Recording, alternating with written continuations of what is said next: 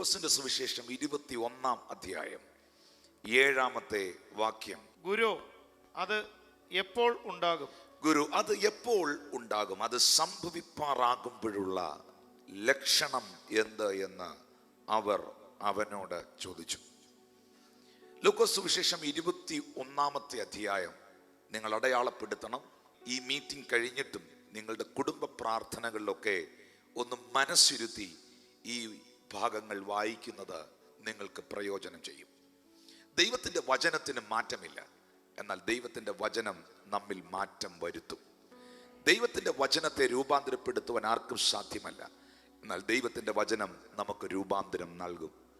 മാറ്റമില്ലാത്തതും നമുക്ക് മാറ്റം വരുത്തുന്നതും ആർക്കും രൂപാന്തരപ്പെടുത്തുവാൻ കഴിയാത്തതും നമുക്ക് രൂപാന്തരം നൽകുന്നതുമാണ് ജീവനുള്ള ദൈവത്തിൻ്റെ വചനം. ഈ മാറ്റമില്ലാത്ത തിരുവെഴുത്തുകൾക്കകത്ത് യേശു കർത്താവിൻ്റെ മടങ്ങിവരവിനോടുള്ള ബന്ധത്തിൽ ലൂക്കോസ് 21 വാക്യം വായിക്കുമ്പോൾ നമുക്കറിയാം, ഈ കാണുന്നതിൽ ഇടിഞ്ഞു പോകാതെ കല്ല് കല്ലിൽ മേൽ ശേഷിക്കാത്ത കാലം വരും എന്ന് അവൻ പറഞ്ഞു. യേശുവിൻ്റെ വരവിനെ കുറിച്ചും ആ വരവിനോടുള്ള ബന്ധത്തിൽ സംഭവിക്കുന്ന ലക്ഷണങ്ങളെക്കുറിച്ചും യേശു കർത്താവ് പറയുമ്പോൾ ശിഷ്യന്മാർ ചോദിച്ചതാണ് 7 വാക്യം. അത് എപ്പോൾ ഉണ്ടാകും? അത് സംഭവിക്കാറാകുമ്പോഴുള്ള ലക്ഷണം എന്താണ്? പ്രിയപ്പെട്ടവരെ, യേശു കർത്താവിൻ്റെ ജനനത്തെക്കുറിച്ച് പ്രവാചകന്മാർ പ്രവചിച്ച മുഴുവൻ പ്രവചനങ്ങളും ക്രിസ്തുവിൻ്റെ ജനനത്താൽ പൂർത്തീകരിക്കപ്പെട്ടു. യേശു എവിടെ ജനിക്കുമെന്നും യേശു എവിടെ വളരുമെന്നും യേശു എവിടെ പ്രവർത്തിക്കുമെന്നും പ്രവാചകന്മാർ മുന്നമേ പ്രവചിച്ചിരുന്നു. നീയോ ബത്ലഹേം എബ്രാത്തേ എന്ന് തുടങ്ങുന്ന മീഖായുടെ പ്രവചനത്തിനകത്ത് ബത്ലഹേമിലായിരിക്കും ദൈവപുത്രനാകുന്ന ക്രിസ്തു ജനിക്കുന്നത് എന്ന് മീഖ വ്യക്തമാക്കി. യെശയ്യാവ് എന്ന പ്രവാചകൻ തൻ്റെ പ്രവചന പുസ്തകങ്ങളിൽ ഉടനീളം പഴയ നിയമത്തിലെ പുതിയ നിയമ പുസ്തകം എന്ന് വിളിക്കപ്പെടുന്ന പ്രവചന ശബ്ദം ഇങ്ങനെയാണ്: നമുക്കൊരു ശിശു ജനിച്ചിരിക്കുന്നു, നമുക്കൊരു മകൻ നൽകപ്പെട്ടിരിക്കുന്നു, അവൻ അത്ഭുത മന്ത്രി, അവൻ വീരനാകുന്ന ദൈവം, അവൻ നിത്യപിതാവ്, അവൻ സമാധാനത്തിൻ്റെ പ്രഭു, അവൻ ആധിപത്യങ്ങളെ തോളിൽ വഹിക്കുന്നവൻ. ഈ നിലകളിൽ പ്രവാചകനായ യെശയ്യാവ് യേശു കർത്താവിൻ്റെ ജനനത്തെക്കുറിച്ചും ജീവിതത്തെക്കുറിച്ചും പ്രവചിക്കുവാനിടയായി. ക്രിസ്തുവിൻ്റെ മരണത്തെക്കുറിച്ചും യെശയ്യാ പ്രവാചകന്റെ പുസ്തകം 53 അധ്യായത്തിൽ സവിസ്തരമായി അതിൻ്റെ 5 മുതലുള്ള വാക്യങ്ങളിൽ പ്രവചിക്കുന്നു. അവൻ നമ്മുടെ അതിക്രമങ്ങൾ നിമിത്തം മുറിവേറ്റു, നമ്മുടെ അകൃത്യങ്ങൾ നിമിത്തം തകർന്നു, നമ്മുടെ സമാധാനത്തിനായുള്ള ശിക്ഷ അവൻ്റെ മേലായി, അവൻ്റെ അടിപ്പിണരുകളാൽ നമുക്ക് സൗഖ്യം വന്നിരിക്കുന്നു എന്ന് തുടങ്ങുന്ന ഭാഗങ്ങൾ കർത്താവിൻ്റെ കാൽവറി മരണത്തെ ഓർമ്മപ്പെടുത്തുന്നതാണ്. ക്രിസ്തുവിൻ്റെ ജനനത്തെക്കുറിച്ച് പറഞ്ഞ പ്രവചനങ്ങൾ നിവർത്തിക്കപ്പെട്ടു. ബത്ലഹേമിൽ ജനിച്ചു. എന്നാൽ ബത്ലഹേമിൽ ജനിച്ച ക്രിസ്തുവിന് ബത്ലഹേമിൽ വളരപ്പെടുവാൻ കഴിയാതെ ഈജിപ്തിലേക്ക് പോകേണ്ടിയ സാഹചര്യങ്ങളുണ്ടായി. അതും പ്രവചനത്തിൻ്റെ നിവർത്തീകരണമാണ്. 30 തിരുവയസ്സിൽ യോർദാന്റെ നദിയിൽ യോഹന്നാന്റെ കൈക്കീഴിൽ സ്നാനമേൽക്കുന്നതിന് മുൻപ് യേശു കർത്താവിനെ ദേവാലയത്തിൽ പ്രതിഷ്ഠിച്ച പ്രതിഷ്ഠ പ്രവചനങ്ങളുടെ പൂർത്തീകരണമാണ്. 12 വയസ്സിൽ മതപുരോഹിതന്മാരോട് ആലയത്തിൽ ഇരുന്നു കൊണ്ട് തർക്കിച്ച ക്രിസ്തുവിൻ്റെ സംവാദം പ്രവചനങ്ങളുടെ നിവർത്തീകരണമാണ്. നിങ്ങൾക്കറിയാമോ പ്രിയപ്പെട്ടവരെ, സ്വദേശം അവനെ തള്ളിയതും ലോകം അവനെ തള്ളിക്കളഞ്ഞതും എല്ലാവരും അവന് വിരോധമായി പ്രവർത്തിച്ചതുമെല്ലാം പ്രവചനങ്ങളുടെ നിവർത്തീകരണമാണ്. ആലയത്തിനകത്ത് ചെന്ന് കച്ചവടം ചെയ്യുന്ന കച്ചവടക്കാരെ ചാട്ടവാറുകൊണ്ട് അടിച്ച് പുറത്താക്കിയ ആ സംഭവം വരെ ആലയത്തെക്കുറിച്ചുള്ള അവൻ്റെ എരിവ് അവനെ തിന്നുകളഞ്ഞു എന്ന പ്രവചനത്തിൻ്റെ നിവർത്തീകരണമായിരുന്നു. അങ്ങനെ യേശുവിൻ്റെ ജനന ജീവിത മരണ പുനരുത്ഥാനം മുഴുവൻ പ്രവചനങ്ങളുടെ നിവർത്തീകരണമായിരുന്നു. എന്നാൽ ഒരു പ്രവചനവും കൂടെ നിറവേറാൻ ബാക്കി നിൽക്കുന്നു.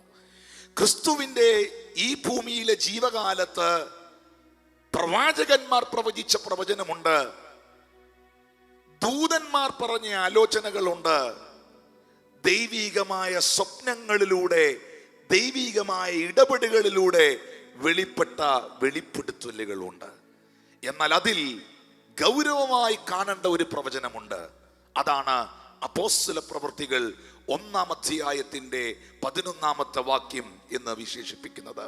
ഗലീല പുരുഷന്മാരെ, നിങ്ങൾ ആകാശത്തിലേക്ക് നോക്കി നിൽക്കുന്നത് എന്ത്? നിങ്ങളെ വിട്ട് സ്വർഗാരോഹണം ചെയ്ത ഈ യേശുവിനെ സ്വർഗത്തിലേക്ക് പോകുന്നവനായി നിങ്ങൾ കണ്ടതുപോലെ തന്നെ അവൻ വീണ്ടും വരും എന്ന് പറഞ്ഞു. ഈ പ്രവചനം നിവർത്തീകരിക്കപ്പെട്ടിട്ടില്ല. ഈ പ്രവചനം താമസം വിന നിവർത്തീകരിക്കപ്പെടുവാൻ പോകുകയാണ്. കാലം അതിൻ്റെ അവസാനത്തിലേക്കും ലോകം അതിൻ്റെ അന്ത്യത്തിലേക്കും പോകുന്നു എന്ന് കാലാകാലങ്ങളായി ദൈവത്തിൻ്റെ അഭിഷിക്തന്മാരും പ്രവാചകന്മാരും വിശുദ്ധന്മാരും പ്രസംഗിക്കപ്പെടുമ്പോൾ അതൊക്കെ കേവലം ഒരു കേൾവിയായി മാത്രം കേട്ടുകൊണ്ടിരുന്ന ശ്രോതാക്കൾ ഇനി തിരിച്ചറിയുക, ഈ കാലഘട്ടത്തിൽ ജീവിച്ചിരിക്കുന്ന ഞാനും നിങ്ങളും ഇത് കേവലം ഒരു കേൾവി മാത്രമായിരിക്കില്ല, ഇതൊരു കാഴ്ചയാകാൻ പോകുകയാണ്, ഇതൊരു അനുഭവമാകാൻ പോകുകയാണ്. നമ്മുടെ പിതാക്കന്മാർ യേശുവിൻ്റെ വരവിനെ കുറിച്ചും മേഘപ്രത്യക്ഷതയെക്കുറിച്ചും പ്രസംഗിച്ചിരുന്നു. എന്നാൽ അവരുടെ കാലഘട്ടം അന്ത്യകാലമെന്ന് അവർ വിശ്വസിച്ചിരുന്നു. അതൊന്നും അന്ത്യകാലഘട്ടം ആയിരുന്നില്ല. പത്രോസ് പോലും പ്രസംഗിച്ച കാലഘട്ടത്തിൽ പത്രോസ് പോലും വിശ്വസിച്ചത് പത്രോസ് ജീവിച്ചിരിക്കുന്ന കാലം അന്ത്യകാലം എന്നാണ്. അതുകൊണ്ടാണ് പരിശുദ്ധാത്മാവ് അപ്പോസ്തല പ്രവൃത്തികൾ 2-ാം അധ്യായത്തിൽ കൊടിയ കാറ്റാൽ ഇടിമുഴക്കത്താൽ പിളർന്ന അഗ്നിനാവുകളായി അവരുടെ മേൽ വെളിപ്പെട്ടപ്പോൾ പത്രോസ് എഴുന്നേറ്റ് എന്ന് പറഞ്ഞത്, നിങ്ങൾ ഈ കാണുകയും കേൾക്കുകയും ചെയ്യുന്നത് എന്തെന്നാൽ അന്ത്യകാലത്ത് ഞാൻ സകല ജഡത്തിന്റെ മേലും എൻ്റെ ആത്മാവിനെ പകരും, നിങ്ങളുടെ പുത്രന്മാരും പുത്രിമാരും പ്രവചിക്കും. പത്രോസ് ജീവിച്ചിരുന്ന കാലം അന്ത്യകാലമെന്ന് പത്രോസ് വിശ്വസിച്ചിരുന്നു. എന്നാൽ അതും അന്ത്യകാലമായിരുന്നില്ല. കാരണം യേശു പറഞ്ഞ തൻ്റെ വരവിനോടുള്ള ബന്ധത്തിൽ താൻ വ്യക്തമാക്കിയ പ്രവചനങ്ങൾ പലതും നിവർത്തീകരിക്കപ്പെടുവാനുണ്ടായിരുന്നു. എന്നാൽ അറിയേണ്ട ഒരു കാര്യമുണ്ട്, ആകാശത്തിലേക്ക് സ്വർഗാരോഹണം ചെയ്ത് കടന്നുപോയ ദൈവപുത്രനാകുന്ന ക്രിസ്തു, അവൻ്റെ വരവ് ഞാനും നീയും ജീവിക്കുന്ന ഈ കാലഘട്ടത്തിൽ തന്നെ സംഭവിക്കുവാൻ സാധ്യതകളുണ്ട്. കാരണം എന്താണ് ഇനി അവൻ്റെ വരവിന് മുൻപായി സാധ്യമാകാനുള്ളത്? ഇനി എന്താണ് സംഭവിക്കാനുള്ളത്? ഈ ലോകത്തെ സ്വർഗത്തിലെ ദൈവം ഒരു സ്കൂളിനോടുകൂടെ കമ്പയർ ചെയ്തിരിക്കുകയാണ്. സ്കൂളിൽ പോയിട്ടുള്ള എത്ര പേര് ഇവിടെയുണ്ട്? ഈ ലോകത്തെ ദൈവം ഒരു സ്കൂള് പോലെ സെറ്റ് ചെയ്തിരിക്കുകയാണ്. എന്താണ് സ്കൂളിന്റെ പ്രത്യേകത? ഓരോരോ പീരീഡുകളുണ്ട്. 9 മണിക്ക് വന്ന അധ്യാപകനല്ല 10 മണിക്ക് വരുന്നത്. 10 മണിക്ക് വന്ന അധ്യാപകനല്ല 11 മണിക്ക് വരുന്നത്. 9 തൊട്ട് 10 വരെ മാത്സ് ആണെങ്കിൽ 10 തൊട്ട് 11 വരെ മലയാളമാണ്. 11 തൊട്ട് 12 വരെ ഇംഗ്ലീഷ് ആണെങ്കിൽ ഉച്ച കഴിഞ്ഞുള്ള ക്ലാസ്സുകൾ മറ്റൊന്നാണ്. അങ്ങനെ ഓരോ ക്ലാസ്സിലും ഓരോ വിഷയമാണ്. ഓരോ കാലഘട്ടങ്ങൾ കടന്നു പോകുമ്പോഴും ഓരോരോ വിഷയങ്ങൾ നമ്മളെ പാസ് ചെയ്തു പോകുകയാണ്. 2019 നമ്മൾ ചിന്തിക്കാത്ത പഠനമുറിയായിരുന്നു 2020. 2020 നാം ചിന്തിക്കാത്തതായിരുന്നു 2021. 1988 കാലഘട്ടങ്ങളിൽ ജീവിച്ചിരുന്ന ഒരാൾക്ക് ഹല്ലേലൂയ, അല്ലെങ്കിൽ 1940, 48 കാലങ്ങളിൽ ജീവിച്ചിരുന്ന ഒരാൾക്ക് 2024 സംഭവിക്കുന്ന കാര്യങ്ങൾ അങ്ങോട്ട് ഉൾക്കൊള്ളാൻ പോലും കഴിയുന്നില്ല. കാരണം വർഷങ്ങൾ പിന്നിടും തോറും, കാലങ്ങൾ പിന്നിടും തോറും ഓരോ പീരീഡുകൾ ഇങ്ങനെ കഴിഞ്ഞു പോകുകയാണ്. ഈ ലോകത്തെ ദൈവം ഒരു ക്ലാസ് മുറിയോടുകൂടെ ഉപമിച്ചു വച്ചിരിക്കുമ്പോൾ ഓരോരോ പീരീഡുകളായി നാം കടന്നു പോകുമ്പോൾ നമ്മുടെ അപ്പനപ്പന്മാരും പിതാക്കന്മാരും കടന്നുപോയ പീരീഡുകളിലൂടെയും അവർ പഠിച്ച പഠനങ്ങളിലൂടെയും അല്ല നാം കടന്നു പോകുന്നത്. കാലഘട്ടത്തെ എടുത്തു നോക്ക്. പണ്ടത്തെ കാലത്ത് പിള്ളേരൊരു സിനിമ കാണാൻ പോകുന്നു എന്നായിരുന്നു സംശയം. അല്ലെങ്കിൽ ക്രിക്കറ്റ് കളിക്കാനോ ഫുട്ബോൾ കളിക്കാനോ മക്കളുമാര് പോകുന്നുണ്ടോ എന്നായിരുന്നു നോട്ടം. എന്നാൽ ഇന്നത്തെ തലമുറയുടെ പ്രശ്നം അതാണോ? ഇന്ന് മക്കൾ വെളിയിലേക്ക് ഇറങ്ങിപ്പോയാൽ പേരൻസ് എന്തുകൊണ്ടാണ് ഭാരപ്പെടുന്നത്? പണ്ടത്തെ കാലത്ത് പിള്ളേരെ കമ്പ് വെട്ടി അടിച്ചാൽ, ചൂരലിന് തല്ലിയാൽ കരഞ്ഞോണ്ട് നിൽക്കും, പെരയ്ക്കകത്ത് കയറിപ്പോകും, ചിലപ്പം ഒരു നേരത്തെ ആഹാരം കഴിച്ചില്ലെന്ന് വരും. ഇന്നത്തെ പിള്ളേരെ തല്ലിയാൽ അവൻ കയറെടുത്തു തൂങ്ങും, അല്ലെങ്കിൽ വിഷമടിച്ച് തീരും. കാലഘട്ടം ഇങ്ങനെ മാറുകയാണ്, രംഗങ്ങൾ ഇങ്ങനെ മുന്നേറുകയാണ്, ഓരോ പീരീഡുകൾ ഇങ്ങനെ കഴിഞ്ഞു പോകുകയാണ്. ഞാനും നിങ്ങളും ലാസ്റ്റ് പീരീഡിലാണ്.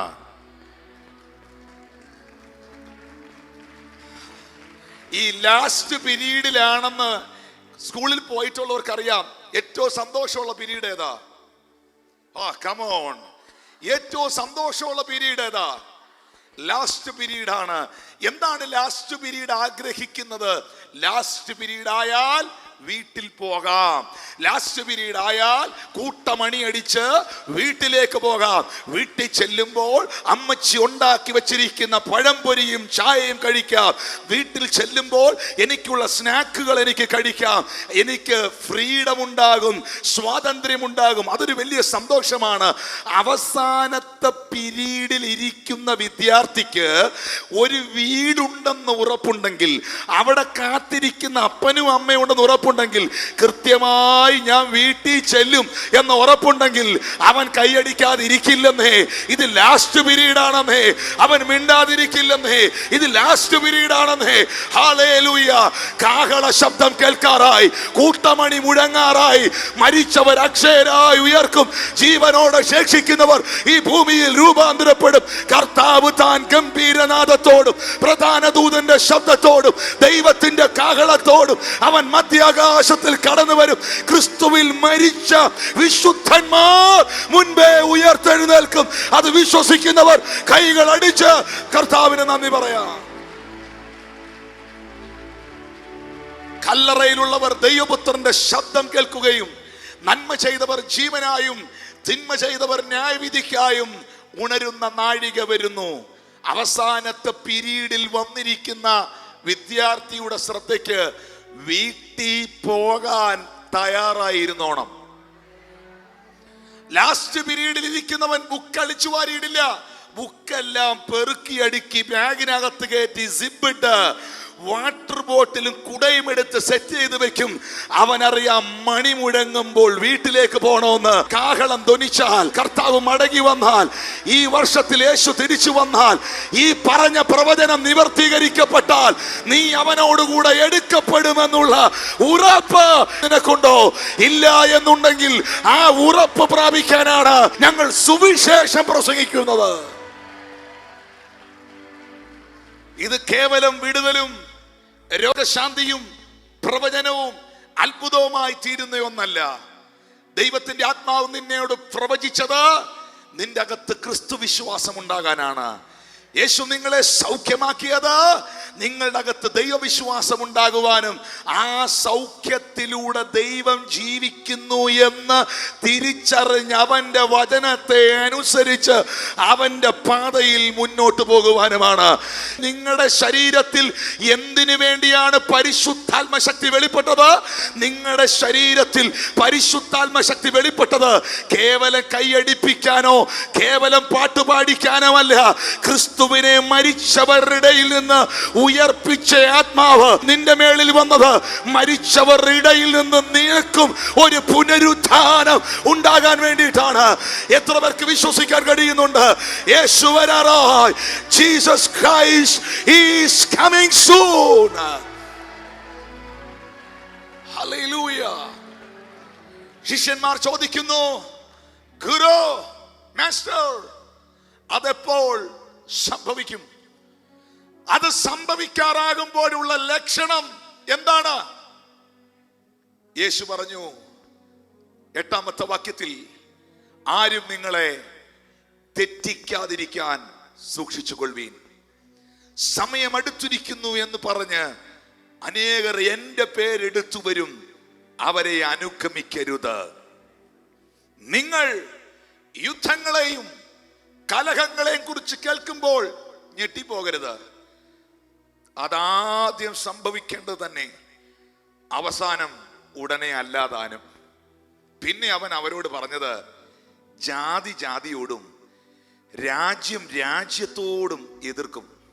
വലിയ ഭൂകമ്പവും ക്ഷാമവും മഹാവ്യാധികളും അവിടെ ഇവിടെ ഉണ്ടാകും. ഭയങ്കര കാഴ്ചകളും ആകാശത്തിൽ മഹാലക്ഷ്യങ്ങളും ഉണ്ടാകും. ഇതെല്ലാറ്റിനും മുൻപേ അവർ നിങ്ങളുടെ മേൽ കൈവച്ച് രാജാക്കന്മാരുടെയും നാടുവാഴികളുടെയും മുമ്പിൽ കൊണ്ടുപോയി ഉപദ്രവിക്കുകയും പള്ളികളിലും തടവുകളിലും ഏൽപ്പിക്കുകയും ചെയ്യും.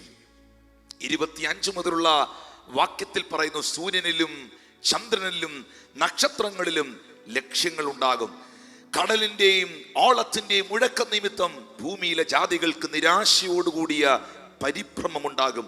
26 വാക്യം പറയുന്നു, ആകാശത്തിന്റെ ശക്തികൾ ഇളകിപ്പോകുന്നതിനാൽ ഭൂലോകത്തിൽ എന്ത് ഭവിക്കാൻ പോകുന്നെന്ന് പേടിച്ച് നോക്കി പാർത്തുകൊണ്ട് മനുഷ്യർ നിർജീവരാകും.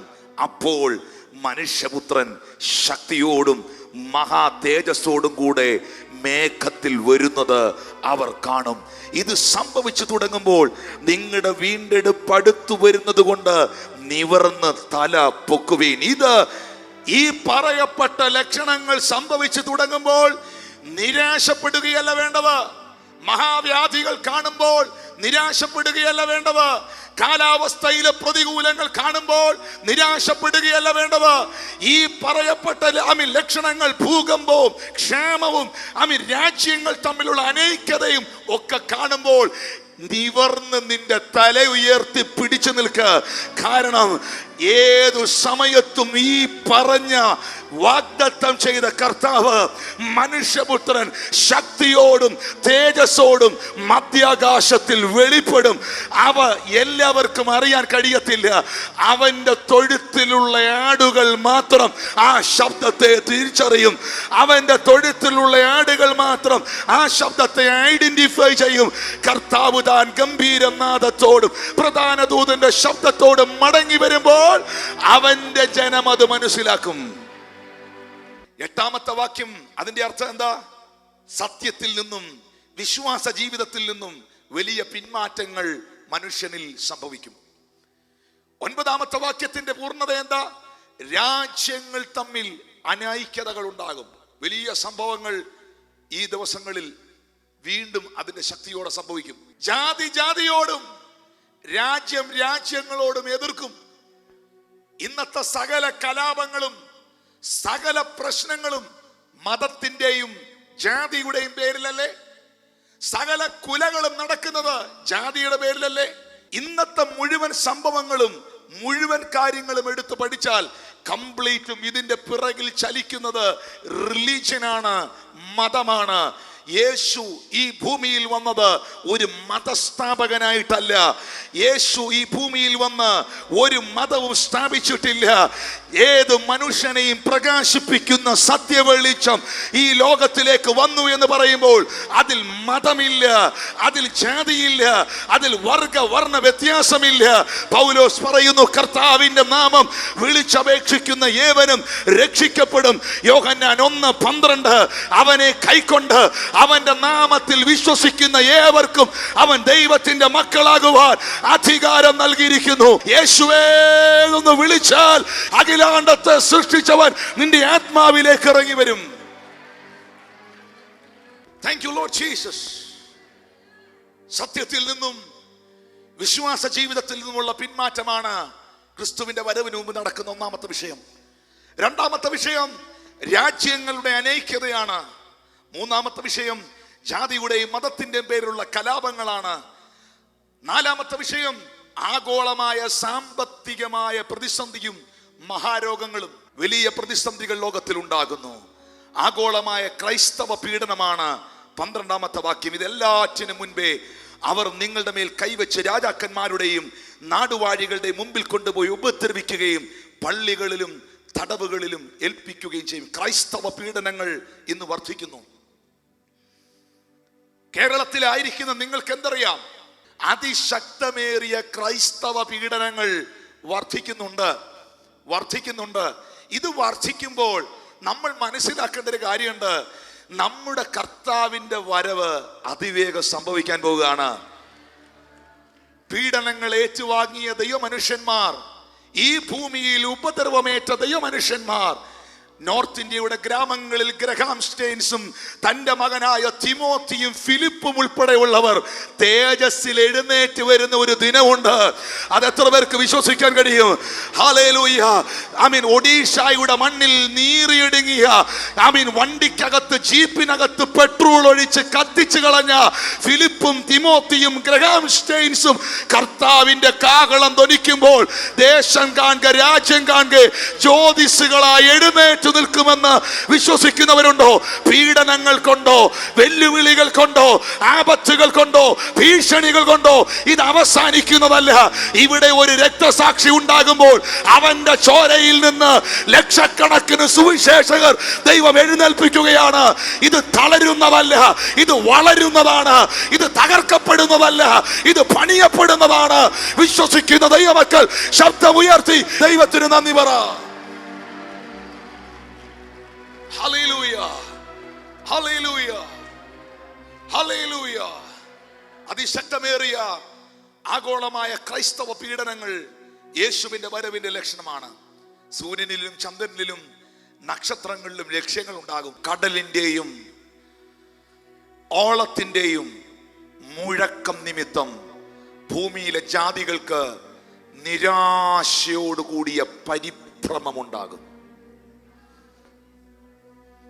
ഒരു സ്വസ്ഥതയുമില്ലാത്ത കാലഘട്ടം മുമ്പിൽ വന്നില്ലേ? അതിന്റെ മധ്യയിൽ ദൈവം നമ്മളെ പുലർത്തിയില്ലേ? ഇതിനൊക്കെ എത്രയോ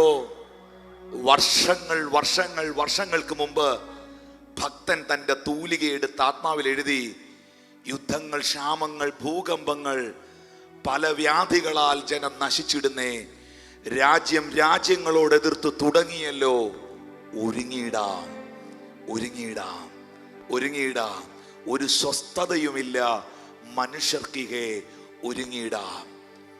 ഹല്ലേലൂയ. ഇന്ന് മനുഷ്യർ ജീവിക്കുന്നത് ഭയത്തോടെ അല്ലേ? പെൺപിള്ളാരെ പഠിപ്പിക്കുന്ന മാതാപിതാക്കൾ ആ കൊച്ചിനെ ഇന്ന് സ്കൂളിൽ വിടുന്നത് വളരെ ഭയത്തോടെയല്ലേ? 4 മണിക്ക് വരേണ്ട കുട്ടി അരമണിക്കൂർ വൈകിയാൽ വളരെയധികം ഒരു ടെൻഷനില്ലേ? എല്ലാത്തിലും മനുഷ്യന് നിരാശയില്ലേ? ഒരു വല്ലാത്ത കാലമല്ലേ? അല്ലേ? അല്ലേ?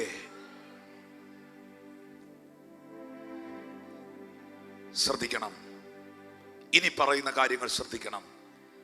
ആകാശത്തിന്റെ ശക്തികൾ ഇളകിപ്പോകുന്നതിനാൽ ഭൂലോകത്തിൽ എന്ത് ഭവിക്കാൻ പോകുന്നെന്ന് പേടിച്ചും നോക്കി പാർത്തും കൊണ്ട് മനുഷ്യർ നിർജീവരാകും. മനുഷ്യന് ഒന്നും ചെയ്യാൻ പറ്റാത്ത കാലം വരും. അവന്റെ സാങ്കേതിക മികവും കഴിവും ഒന്നും പ്രയോജനപ്പെടുത്താൻ കഴിയാത്ത കാലം വരും. ഞാൻ ചോദിക്കട്ടെ പ്രിയമുള്ളവരെ, അപ്പോൾ മനുഷ്യപുത്രൻ തേജസ്സോടും ശക്തിയോടും മേഘത്തിൽ വന്നാൽ, എൻ്റെ ചോദ്യം, ഞാൻ അവനോടുകൂടെ എടുക്കപ്പെടുമോ? എനിക്ക് പോകാൻ കഴിയുമോ? ഒരിക്കൽ യേശു ഈ ഭൂമിയിൽ വന്നത് മനുഷ്യന്റെ പാപങ്ങളിൽ നിന്ന് അവനെ വിടുവിക്കുവാൻ വേണ്ടിയാണ്. കേൾക്കുന്നുണ്ടോ? ഇനി യേശു ഈ ഭൂമിയിൽ മടങ്ങി വരുന്നത് മനുഷ്യന്റെ പാപങ്ങളിൽ നിന്ന് അവനെ രക്ഷിക്കാനല്ല, പാപത്തിൽ നിന്ന് വിമോചനം പ്രാപിച്ച വിശുദ്ധനെ ചേർക്കാനാണ്. ഒരിക്കൽ അവൻ ദൈവ കുഞ്ഞാടായി ഭൂമിയിൽ വന്നു. ഇനി അവൻ മടങ്ങി വരുന്നത് യഹൂദാ ഗോത്രത്തിലെ സിംഹമായിട്ടാണ്. ഒരിക്കൽ പാപം പരിഹരിക്കാൻ ഈ ഭൂമിയിൽ വന്നു. എന്നാൽ ഇനി പാപം പരിഹരിക്കപ്പെട്ട വിശുദ്ധന്മാരെ ചേർക്കുവാൻ യേശു മടങ്ങി വരാൻ പോകുകയാണ്. ഒരിക്കൽ അവൻ രക്ഷിപ്പാൻ ഭൂമിയിൽ വന്നു. ഇനി അവൻ ന്യായം വിധിപ്പാൻ ഭൂമിയിൽ വരികയാണ്. ഒരിക്കൽ അവൻ മുൾക്കിരീടധാരിയായി ഭൂമിയിൽ നിന്നു. എന്നാൽ താമസം അവൻ പൊൻകിരീടധാരിയായി ഈ ഭൂമിയെ വാഴാൻ വരികയാണ്. ഒരിക്കൽ അവൻ ദാസനായി ഭൂമിയിൽ വന്നു. എന്നാൽ ഇനി അവൻ രാജാവായി ഈ ഭൂമിയിലേക്ക് മടങ്ങി വരികയാണ്. ഒരിക്കൽ അവൻ കോലിനാൽ അടിക്കപ്പെട്ടു. ഇനി അവൻ ഇരുമ്പ് ദണ്ഡിനാൽ ഭൂമിയെ ന്യായം വിധിക്കുവാൻ കടന്നു വരികയാണ്. ഒരിക്കൽ അവൻ സൗമ്യനായി കഴുതപ്പുറത്ത് വാഹനമേറി വന്നു. ഇനി അവൻ വെള്ള കുതിരയുടെ മേൽ രാജാവായി ഈ ഭൂമിയെ വാഴാൻ വരികയാണ്. ഒരിക്കൽ അവൻ ക്രൂശിൽ മരിപ്പാൻ ഈ ഭൂമിയിൽ വന്നു. ഇനി അവൻ സിംഹാസനത്തിലിരുന്ന് ഈ രാജ്യത്തെ ഭരിക്കുവാൻ അവൻ വേഗത്തിൽ മടങ്ങി വരാൻ പോകുകയാണ്. ഒരിക്കൽ അവൻ ഭൂമിയിൽ വന്നപ്പോൾ അവന്റെ സ്വന്തക്കാർ പോലും അവനെ അംഗീകരിച്ചില്ല. എന്നാൽ ഇനി അവൻ മടങ്ങി വരുമ്പോൾ എല്ലാ മുട്ടും അവന്റെ മുമ്പിൽ മടങ്ങും. എല്ലാ നാവും യേശു കർത്താവെന്ന് വായിക്കൊണ്ട് ഏറ്റു പറയും. അന്ന് ബെത്ലഹേമിൽ വന്നവൻ ഇനി ഒലിവുമലയിൽ വരും. അന്ന് ബെത്ലഹേമിൽ ജനിച്ചവൻ ഇനി ഒലിവുമലയിൽ വരും. അന്ന് അവർ കുത്തിയവനിലേക്ക് നോക്കും. അവന്റെ കൈയും വിലാപ്പുറവും അവനെ കാണിക്കും. അവന്റെ ഭരണവും വാഴ്ചയും ഭൂമിയിൽ ആരംഭിക്കും. ഈ പുസ്തകം എടുത്തു പിടിച്ച് നെഞ്ചോട് ചേർത്ത് പിടിച്ച് നിന്ന അനുഭവിച്ചവരും തിരസ്കരണം അനുഭവിച്ചവരും പരിഹാസവും പഴിയും ദൂഷിയും നിന്നയും നാട്ടുകാരുടെ വായിരുന്നത് മുഴുവൻ കേട്ടവരും മാനിക്കപ്പെടുന്ന ഒരു ദിവസം വരുന്നു എന്ന് വിശ്വസിക്കുന്ന ദൈവമക്കൾ കൈകളടിച്ച് ആ കരങ്ങൾ തുറന്ന് ദൈവത്തിന് നന്ദി പറ. അന്ന് ആ കണ്ണിൽ നിന്ന് അവൻ കണ്ണുനീരിനെ തുടച്ചു കളയും.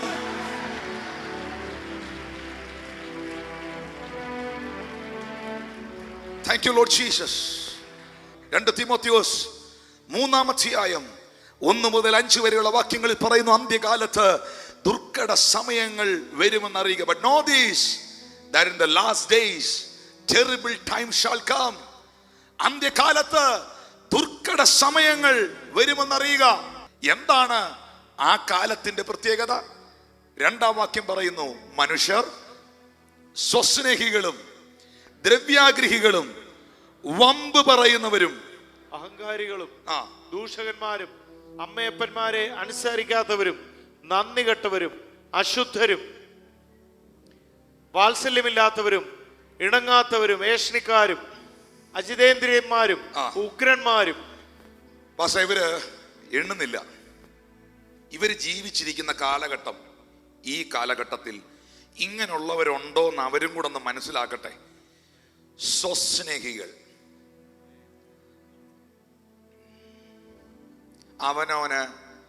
അവനവന്റെ കാര്യം. പണ്ടൊക്കെ ആർക്കെങ്കിലും ഒരാപത്ത് വന്ന് വഴി കിടന്ന ആദ്യം അവനെ എടുത്ത് രക്ഷ ചെയ്യാനുള്ള കാര്യം നോക്കുന്നത്. ഇന്ന് അവിടെ നിന്നുകൊണ്ട് ഇവൻ ലൈവ് വിടും.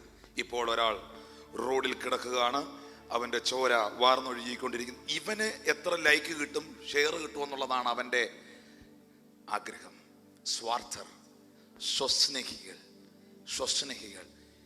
ഭാര്യ ഭർത്താവിനോട് പറയുന്നു, ഭർത്താവ് ഭാര്യയോട് പറയുന്നു, നമുക്ക് നമ്മുടെ കാര്യം.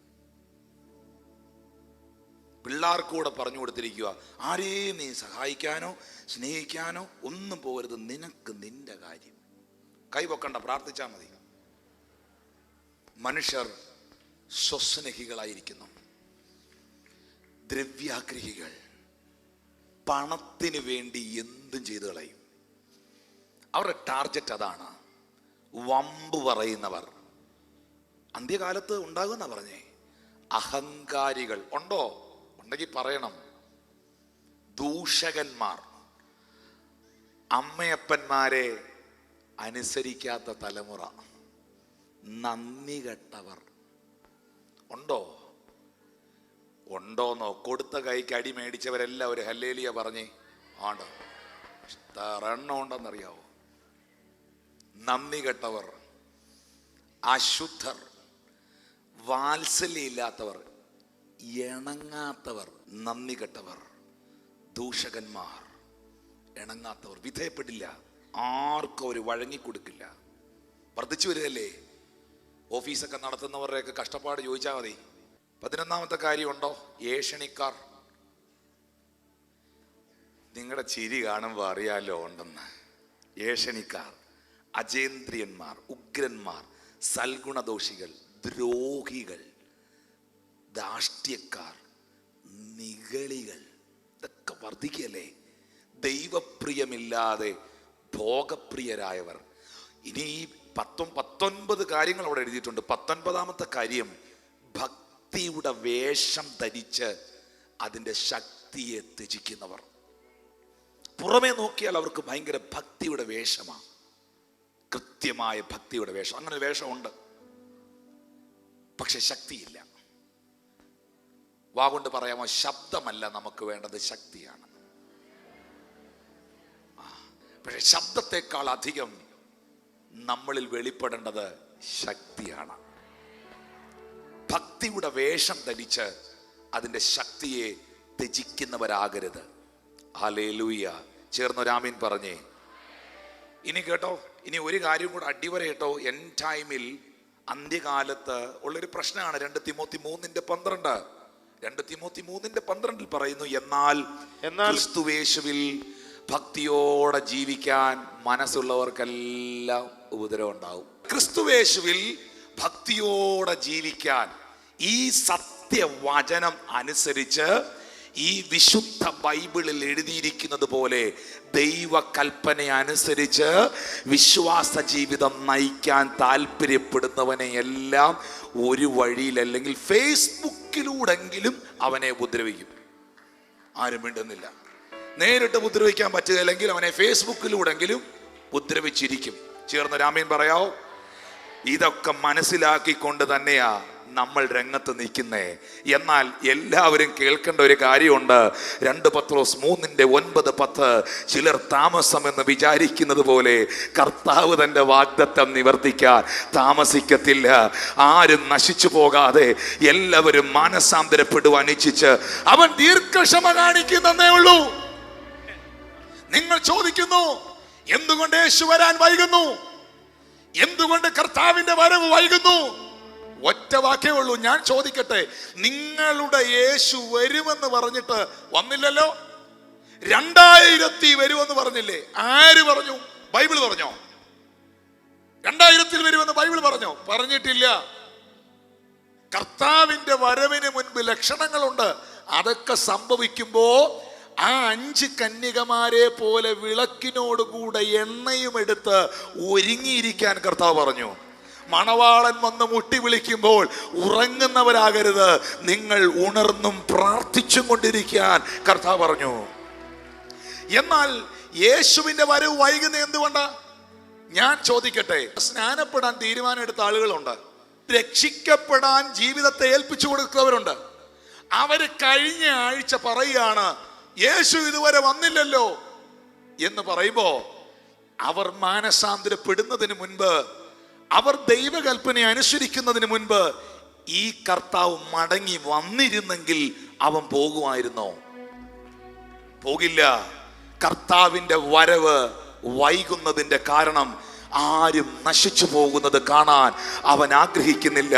അവൻ നരകമുണ്ടാക്കിയത് മനുഷ്യനെ ഇടാനല്ല, പിശാചിനെയും അവന്റെ ദൂതന്മാരെയും ഇടാൻ വേണ്ടിയിട്ടാണ്. അവൻ നിത്യത ഒരുക്കിയിരിക്കുന്നു, സ്വർഗം ഒരുക്കിയിരിക്കുന്നു. എൻ്റെ അനുഗ്രഹത്തിന്റെ താക്കോൽ എന്ന പുസ്തകത്തിൽ ഞാൻ എഴുതിയിരിക്കുന്ന ഒരു വാക്കുണ്ട്, യേശു ഈ ഭൂമിയിൽ വന്നത് 2 കാര്യങ്ങൾക്ക് വേണ്ടിയാണ്. യേശു ഈ ഭൂമിയിൽ വന്നത് 2 കാര്യങ്ങൾക്ക് വേണ്ടിയാണ്. ഒന്ന്, നിന്റെ വീട് ഒരു സ്വർഗമാക്കാൻ. 2, സ്വർഗം നിന്റെ വീടാക്കാൻ. നിന്റെ വീട് സ്വർഗമാക്കാനും സ്വർഗം നിന്റെ വീടാക്കാനും യേശു ഈ ഭൂമിയിലേക്ക് വന്നെങ്കിൽ എത്ര പേർക്ക് അവന് വേണ്ടി ഹൃദയത്തെ കൊടുക്കാൻ കഴിയും? എല്ലാവരും മാനസാന്തരപ്പെടുവാൻ അവൻ ആഗ്രഹിക്കുന്നു. എല്ലാവരും. നിങ്ങൾ ആരോ ആകട്ടെ, നിങ്ങൾ മാനസാന്തരപ്പെടുവാൻ ബൈബിൾ നിങ്ങളോട് പറയുന്നു. നിങ്ങൾ ഏത് കുടുംബമോ മതമോ ജാതിയോ വർഗമോ ആകട്ടെ, നിങ്ങൾ ഏത് സഭാ വിഭാഗമോ ആകട്ടെ, നിങ്ങൾ മാനസാന്തരപ്പെടുവാൻ ബൈബിൾ നിങ്ങളോട് പറയുന്നു. സ്വർഗരാജ്യം സമീപിച്ചിരിക്കയാൽ മാനസാന്തരപ്പെടുവീൻ എന്നായിരുന്നു യേശുവിന്റെ സന്ദേശം. സർപ്പസന്തതികളെ വരുവാനുള്ള കോപത്തെ വിട്ടൊഴിയുവാൻ നിങ്ങൾ മാനസാന്തരപ്പെടുവീൻ എന്നായിരുന്നു യേശുവിനെ വഴിയൊരുക്കുവാൻ വന്ന സ്നാപക യോഹന്നാന്റെ മെസ്സേജ്. യേശു കർത്താവിൽ നിന്ന് നിയോഗങ്ങൾ സ്വീകരിച്ചുകൊണ്ട് ശുശ്രൂഷയുടെ ദൗത്യങ്ങളുമായി മുന്നേറിയ അപ്പോസ്തലന്മാരുടെ മെസ്സേജ് മറ്റൊന്നല്ലായിരുന്നു, നിങ്ങൾ മാനസാന്തരപ്പെട്ട് ഓരോരുത്തൻ താൻ്റെ പാപമോചനത്തിനായി യേശു ക്രിസ്തുവിന്റെ നാമത്തിൽ സ്നാനമേൽപ്പീൻ, എന്നാൽ പരിശുദ്ധാത്മാവ് എന്ന ദാനം നിങ്ങൾക്ക് ലഭിക്കുമെന്നായിരുന്നു. മാനസാന്തരപ്പെടുക, മാനസാന്തരപ്പെടുക. നിങ്ങൾ വലിയ ഭവനമുള്ളയാളായിരിക്കാം, നിങ്ങൾ വലിയ സമ്പത്തും സ്വത്തും ഉള്ളയാളായിരിക്കാം, പക്ഷേ ഇന്ന് നീ പ്രാണനെ വിട്ടാൽ നിന്റെ ആത്മാവ് എത്തേണ്ടടുത്തെത്തുമോ? കർത്താവിന്റെ സന്നിധിയിൽ നീ കാണുമോ? ഒരു മതവും നിന്നെ രക്ഷിക്കില്ല കേട്ടോ. ബൈബിൾ പറയുന്നു മറ്റൊരുത്തനിലും രക്ഷയില്ല. നാം രക്ഷിക്കപ്പെടുവാൻ ആകാശത്തിന്റെ കീഴിൽ മനുഷ്യരുടെ ഇടയിൽ യേശു ക്രിസ്തുവിന്റെ നാമമല്ലാതെ വേറൊരു നാമമില്ല. നിന്നെ സ്വർഗത്തിലെത്തിക്കുന്നത് സഭയല്ല, നിന്നെ സ്വർഗത്തിലെത്തിക്കുന്നത് സംഘടനയല്ല, നിന്നെ സ്വർഗത്തിലെത്തിക്കുന്നത് വ്യക്തികളല്ല. നിനക്ക് വേണ്ടി കാൽവറി ക്രൂശിൽ ജീവനെ നൽകി മരിച്ച് അടക്കപ്പെട്ട് ഉയർത്തെഴുന്നേറ്റ് വീണ്ടും വരുന്ന യേശു അത്രേ. ആ കർത്താവുമായി നിങ്ങൾക്ക് ബന്ധമുണ്ടോ? ബന്ധമുണ്ടോ? കുഞ്ഞാടിൻ കല്യാണ നാളിൽ നിങ്ങൾ കാണുമോ? വിളിക്കപ്പെടാത്തവനും ബന്ധമില്ലാത്തവനും കല്യാണത്തിൽ പങ്കെടുക്കാൻ പറ്റുകയില്ല. ഇവിടെ തള്ളിക്കേറുന്നത് പോലെ ഷട്ടർ പൊക്കുമ്പോ അവിടെ തള്ളിക്കേറാൻ പറ്റുകയില്ല. ആരും മിണ്ടുന്നില്ലല്ലോ. പുസ്തകത്തിൽ പേരുള്ളവന് മാത്രമേ അകത്തോട്ട് കയറാൻ കഴിയുകയുള്ളൂ. വെളിപ്പാട് 20:15 ജീവന്റെ പുസ്തകത്തിൽ പേരെഴുതി കാണാത്ത ഏവനെയും തീപ്പൊയ്കയിൽ തള്ളിയിടും. ഇത് രണ്ടാമത്തെ മരണം. എന്നെ കേൾക്കുന്ന പ്രിയപ്പെട്ടവരെ, ജീവന്റെ പുസ്തകത്തിൽ പേരുണ്ടോ? സഭയിൽ പേരുണ്ടോന്നല്ല, സംഘടനയിൽ പേരുണ്ടോന്നല്ല, ക്ലബിൽ പേരുണ്ടോന്നല്ല, എന്റെ പേർ ജീവന്റെ പുസ്തകത്തിൽ ഉണ്ടോ? ജീവന്റെ പുസ്തകത്തിൽ പേരെഴുതുന്നത് പാസ്റ്റർ അല്ല, ജീവന്റെ പുസ്തകത്തിൽ പേരെഴുതുന്നത് പള്ളിയിലച്ഛനല്ല, ജീവന്റെ പുസ്തകത്തിൽ പേരെഴുതുന്നത് തിരുമേനിയോ മതനേതാവോ അല്ല. ജീവന്റെ പുസ്തകത്തിൽ പേരെഴുതുന്നത് ജീവനെ തന്നവനാണ്. ഒന്ന് കരമടിച്ച് കർത്താവിനെ സ്തുതിച്ചേ. ജീവന്റെ പുസ്തകത്തിൽ പേരെഴുതുന്നത് ജീവനെ തന്നവനാണ്. അവനുമായി നിനക്ക് ബന്ധമുണ്ടോ? എന്റെ പ്രിയപ്പെട്ടവരെ, ഓരോരോ പ്രവചനങ്ങളും നിറവേറിക്കൊണ്ടിരിക്കുകയാണ്. ഈ ചരിത്രവും ബൈബിളും ഒന്നിച്ച് പറയാനുള്ള നേരം എൻ്റെ മുമ്പിലില്ല. വലിയൊരു സബ്ജക്റ്റാണ് എൻ്റെ മുമ്പിൽ നിൽക്കുന്നത്, ചെറിയൊരു സാധ്യതയല്ല. 2550 വർഷം മുമ്പ് സക്രിയാവെന്ന പ്രവാചകൻ തൻ്റെ പ്രവചന പുസ്തകത്തിൻ്റെ 12-ാം അധ്യായത്തിൻ്റെ 2-3 വാക്യങ്ങളിൽ പ്രവചിച്ചായിരുന്നു, ജെറുസലേമിനെ ഞാൻ ഇസ്രായേൽ എന്ന പട്ടണത്തിൻ്റെ നടുക്കാക്കും, അല്ലെങ്കിൽ യെരൂശലേമിനെ ഒരു പരിഭ്രമ പാത്രമാക്കിക്കൊണ്ട് മധ്യസ്ഥാനത്ത് കൊണ്ടുവരും, ക്യാപിറ്റലാക്കും. കണ്ടോ?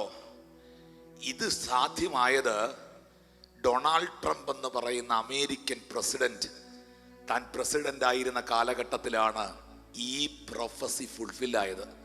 ജെറുസലേം ഇസ്രായേലിന്റെ തലസ്ഥാനമായി തീർന്നത്.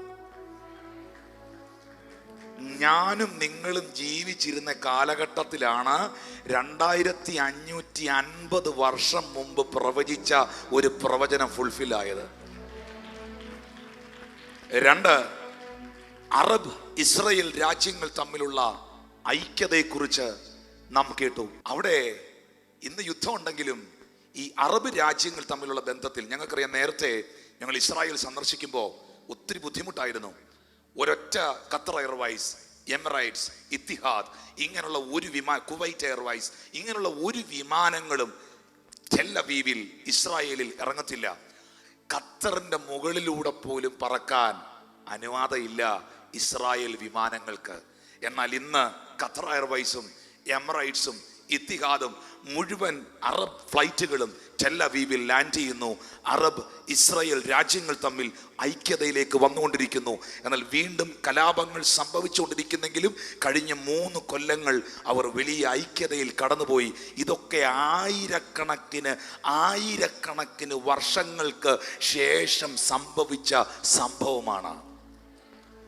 ഇങ്ങനെ ചെറിയ കാര്യം മുതൽ വലിയ കാര്യം വരെ ഞാനും നിങ്ങളും ജീവിച്ചിരിക്കുന്ന ഈ കാലഘട്ടത്തിൽ നടക്കുന്നെങ്കിൽ റോമർ 13, 11, 12, 13 ഉറക്കത്തിൽ നിന്ന് ഉണരുവാൻ നാഴിക വന്നിരിക്കുന്നു എന്നിങ്ങനെ നിങ്ങൾ സമയത്തെ അറിയായികയാൽ തന്നെ നാം വിശ്വസിച്ച, നാം ചിന്തിച്ച സമയത്തേക്കാൾ രക്ഷ നമുക്ക് അധികം അടുത്തിരിക്കുന്നു.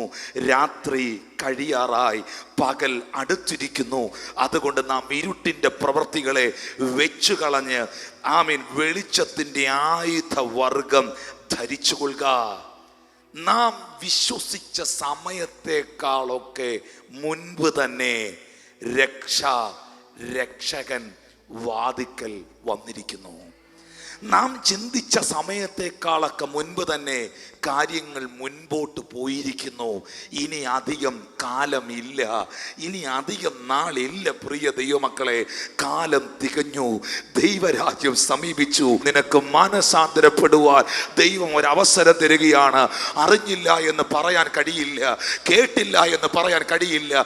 കൈവിടപ്പെട്ടു പോയാൽ ആർക്കും നിന്നെ രക്ഷിക്കാൻ കഴിയില്ല. ഒരു ബസ് പോയാൽ നിനക്ക് അടുത്ത ബസ് കിട്ടും. ഒരു ഫ്ലൈറ്റ് പോയാൽ നിനക്ക് അടുത്ത ഫ്ലൈറ്റ് കിട്ടും. ഒരു ട്രെയിൻ പോയാൽ കുറെ മണിക്കൂർ കഴിയുമ്പോൾ നിനക്കടുത്ത ട്രെയിൻ കിട്ടും.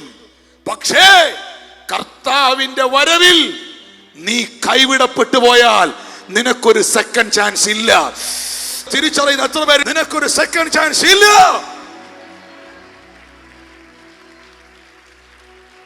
അവനവൻ ശരീരത്തിൽ ഇരിക്കുമ്പോൾ ചെയ്യുന്നത് നല്ലതാകിലും തീയതാകിലും അതിന് ഒത്തവണ്ണം പ്രാപിക്കും.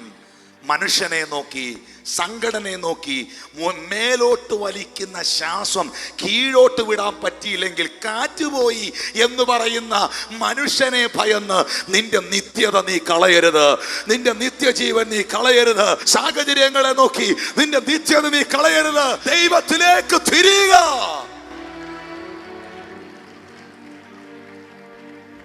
കണ്ണുകളടയ്ക്കാം. ഇത് ചെയ്യേണ്ടത് ഉറക്കത്തിൽ നിന്നുണരാൻ നാഴിക വന്നിരിക്കുന്നു. നിങ്ങൾ സമയത്തെ അറിയാത്തത് കൊണ്ടാണ് ഞാനും നിങ്ങളും ചിന്തിച്ച, വിശ്വസിച്ച സമയത്തെക്കാളൊക്കെ മുൻപ് തന്നെ രക്ഷ വാതിക്കലെത്തിയിരിക്കുന്നു. കർത്താവ് തൻ്റെ വരവിനായി തയ്യാറെടുത്തിരിക്കുന്നു. ലോകം അതിനായി ഒരുങ്ങിക്കൊണ്ടിരിക്കുന്നു. ഈ ലോകത്തിലെ സംവിധാനങ്ങൾ മുഴുവൻ അതിനായി തിരിഞ്ഞുകൊണ്ടിരിക്കുന്നു. ഈ ഭൂമി ദൈവപുത്രന്റെ പാദസ്പർശമേൽക്കാൻ ഒരുങ്ങിക്കഴിഞ്ഞിരിക്കുന്നു. ചോദ്യം, നീ ഒരുങ്ങിയിട്ടുണ്ടോ? നിന്റെ വിളക്കിൽ എണ്ണയുണ്ടോ? ഭൂമി ഒരുങ്ങിയിരിക്കുന്നു, സ്വർഗം ഒരുങ്ങിക്കഴിഞ്ഞിരിക്കുന്നു. ഞാൻ ഒരുങ്ങിയിട്ടുണ്ടോ എൻ്റെ ആത്മമണവാളനെ സ്വീകരിക്കുവാൻ? യേശുവേ, ഞാനൊരു പാപിയാണ്, എൻ്റെ പാപത്തെ എന്നോട് ക്ഷമിക്കണം. അവിടുത്തെ പരിശുദ്ധമായ രക്തത്തിൽ എന്നെ കഴുകണം. എൻ്റെ ജീവിതത്തെ അവിടുന്ന് രക്ഷിക്കണം, രൂപാന്തരപ്പെടുത്തണം.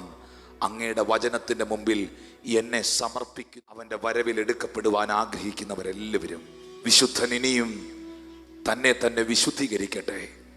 അഴുക്കുള്ളവൻ ഇനിയും അഴുക്കാകട്ടെ.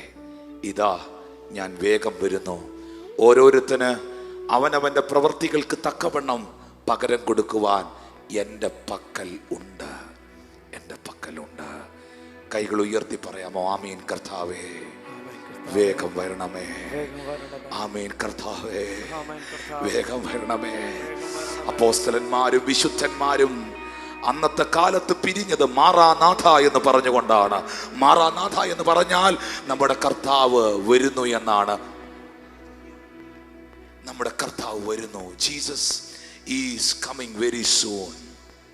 പീഡകളോ കഷ്ടങ്ങളോ ദുഃഖങ്ങളോ എന്തുമാകട്ടെ, ഞാൻ സത്യസഭയ്ക്ക് വേണ്ടി നിൽക്കും. ഞാൻ സത്യസഭയ്ക്ക് വേണ്ടി നിൽക്കും. കർത്താവ് തൻ്റെ സഭയെ ചേർക്കുവാൻ മടങ്ങി വരികയാണ്, മടങ്ങി വരികയാണ്. ക്രൂശിലേക്ക് നിങ്ങളുടെ കണ്ണുകളെ ഉയർത്താമോ?